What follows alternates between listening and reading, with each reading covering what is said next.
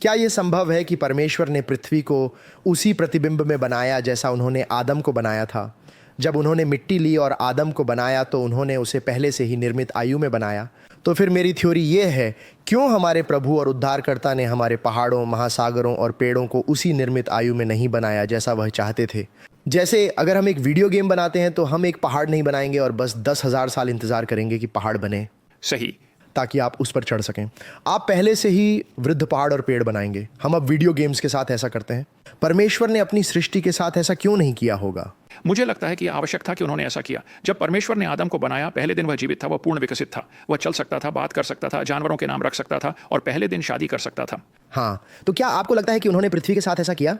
हाँ, वो इसमें पहले से ही नदियां थीं जो नदी के किनारों में बह रही थी। हमारे लिए ये ऐसा लगेगा कि इसे करने में समय लगा। हाँ, इसका मतलब यह नहीं है कि ऐसा हुआ। तो सृष्टि, जिसे हम आयु का दिखावा कहेंगे, मुझे नहीं लगता कि आदम ने इसे देखा।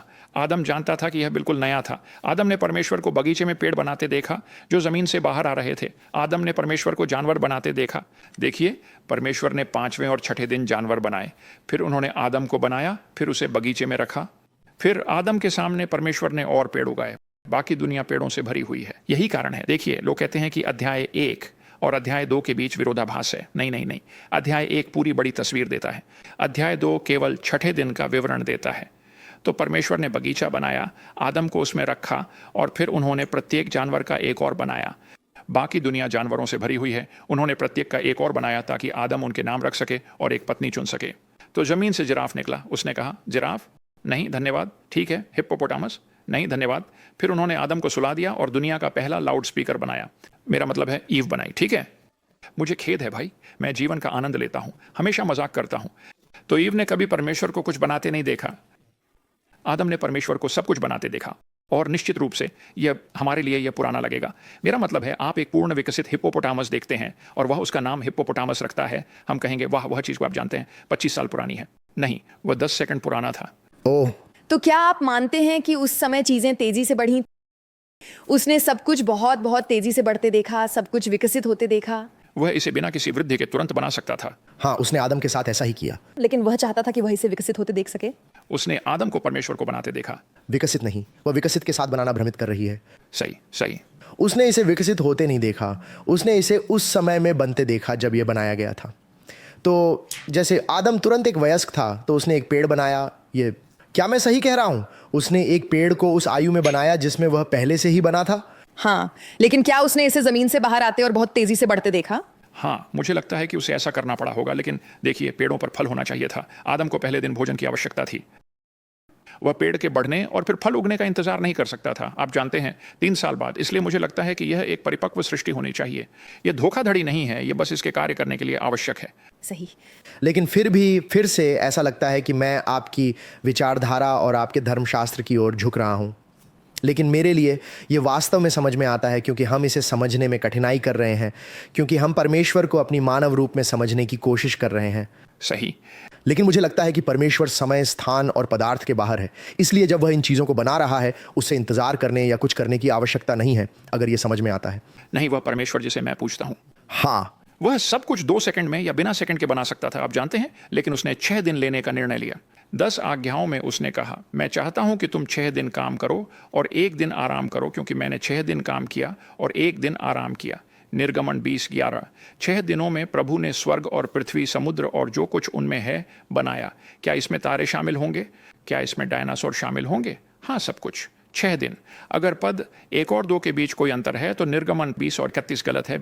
यीशु ने कहा कि आदम की सृष्टि शुरुआत थी। क्या वह झूठ बोल रहा था? क्या वह मूर्ख था? नहीं, वह शुरुआत थी। तो शुरुआत में क्या बनाया गया था? शुरुआत में परमेश्वर ने स्वर्ग एकवचन और पृथ्वी बनाई। नई बाइबलों ने इसे स्वर्ग बहुवचन में बदल दिया है। उन बाइबलों को फेंक दो, किंग जेम्स के साथ रहो। इसके लिए बहुत सारे कारण हैं। उसने स्वर्ग और पृथ्वी बनाई। फिर उसने बाद में अगले कुछ दिनों में स्वर्ग को 3 हिस्सों में विभाजित किया। पहला स्वर्ग जहां पक्षी उड़ते हैं, दूसरा स्वर्ग जहां तारे हैं और तीसरा स्वर्ग जहां परमेश्वर रहते हैं। यह केवल एक बार उल्लेख किया गया है। पौलुस को नींद में झुलाया गया था। मेरा मतलब है, लिस्ट्रा शहर के बाहर पत्थर मारकर मार डाला गया और उसे तीसरे स्वर्ग में ले जाया गया। ये बाइबल में इसके बारे में एकमात्र उल्लेख है, इसलिए मैं इसे वीडियो नंबर 2 में कवर करता हूं।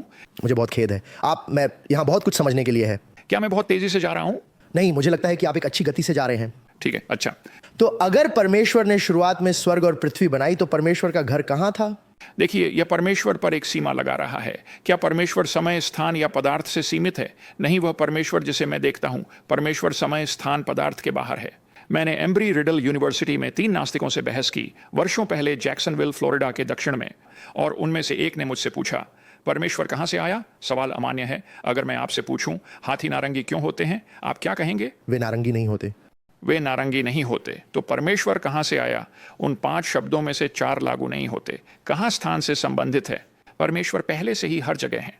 क्या समय से जुड़ा है? भूतकाल, वर्तमान, भविष्य। परमेश्वर पहले से ही आपके अंतिम संस्कार में खड़े हैं। वह सब कुछ एक साथ देखते हैं। वह समय से परे हैं। हम वही हैं जो समय में फंसे हुए हैं। क्या आपने कभी चाहा है कि आप सिर्फ 5 सेकंड पीछे जा सकें और उस बेवकूफ़ी भरी चीज़ को पूर्ववत कर सकें जो आपने अभी की थी? हाँ। ठीक है, हर बार यार। परमेश्वर को वह समस्या नहीं है।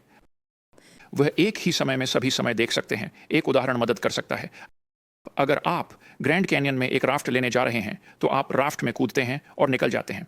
20 मिनट बाद एक और समूह उसी स्थान से कूदता है। आप सभी नदी में जा रहे हैं। आपको प्रवाह के साथ जाना होगा। अच्छा, आप अपने पीछे या सामने के लोगों को नहीं देख सकते। आप केवल यह देख सकते हैं कि आप नदी में कहाँ हैं, क्योंकि यह मुड़ती और घूमती है। अब उनमें से प्रत्येक ऐसा है जैसे वे नदी में फंसे हुए हैं। अब मान लीजिए कोई हेलीकॉप्टर में है। वह नदी में फंसा नहीं है। वह नीचे देख सकता है और सभी को एक साथ देख सकता है।